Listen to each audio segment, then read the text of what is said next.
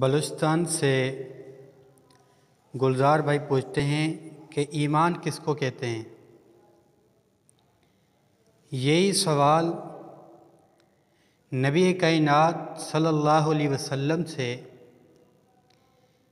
انسانی شکل میں جبریل امین نے بھی پوچھا تھا۔ صحیح بخاری، صحیح مسلم اور دیگر احادیث کی کتب میں مختلف الفاظ کے ساتھ یہ روایت موجود ہے کہ ایک مرتبہ جبریل امین نبی علیہ الصلوۃ والسلام کے پاس آ کر فرمایا کہ اللہ کے رسول صلی اللہ علیہ وسلم فَأَخْبِرْنِي عَنِ الْإِيمَانِ، مجھے بتائیں کہ ایمان کیا ہے؟ رحمت کائنات صلی اللہ علیہ وسلم نے فرمایا ایمان یہ ہے کہ ان تؤمن باللہ، تو اللہ تعالیٰ پر ایمان لا، اور وملائکتہ، اللہ تعالیٰ کے فرشتوں پر بھی ایمان لائے، اور وکتبہ، اللہ تعالیٰ کی بھیجی ہوئی آسمانی کتابوں پر بھی ایمان لائے، ورسلہ، اللہ تعالیٰ کے بھیجے ہوئے رسولوں پر بھی ایمان لائے، وتؤمن بالقدر خیرہ و شرہ، اور تقدیر پر بھی تو ایمان لائے، اگر وہ خیر ہو یا شر ہو۔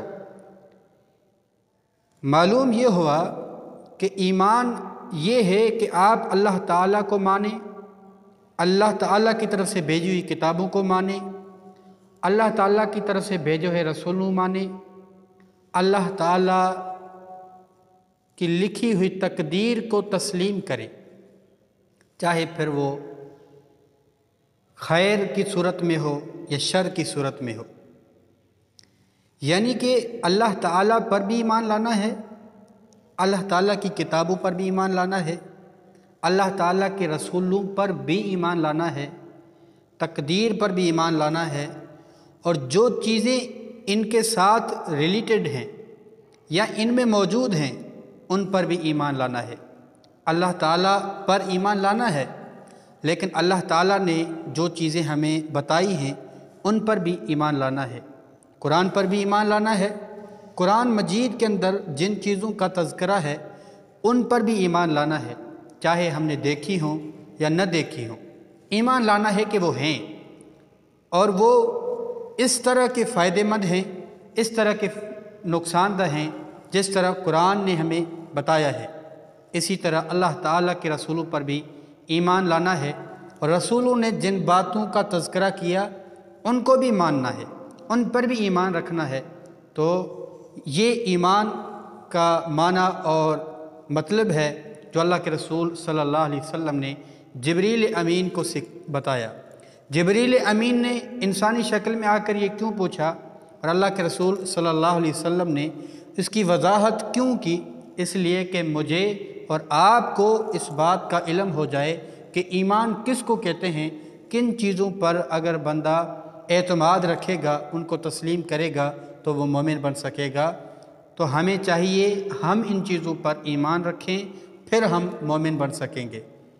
اور اس کے ساتھ گلزار بھائی کا اگلا جو سوال ہے تقدیر کیا ہے، اس کی بھی انشاءاللہ ہم اگلے ویڈیو میں وضاحت کریں گے۔ اللہ تعالیٰ سے دعا کرتے ہیں کہ اللہ تبارک و تعالیٰ ہمیں ایمان کو سمجھنے اور اس پر قائم و دائم رہنے کی توفیق عطا فرمائے، اور اس کے علاوہ دیگر بہت سارے اعمال بھی ہیں جو ایمانیات میں شامل ہیں۔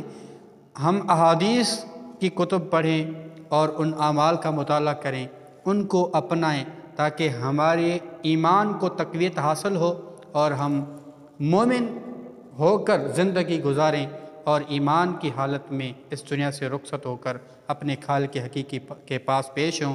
اللہ تعالیٰ سے دعا کرتا ہوں اللہ تعالیٰ ہمیں عمل کرنے کی توفیق عطا فرمائے۔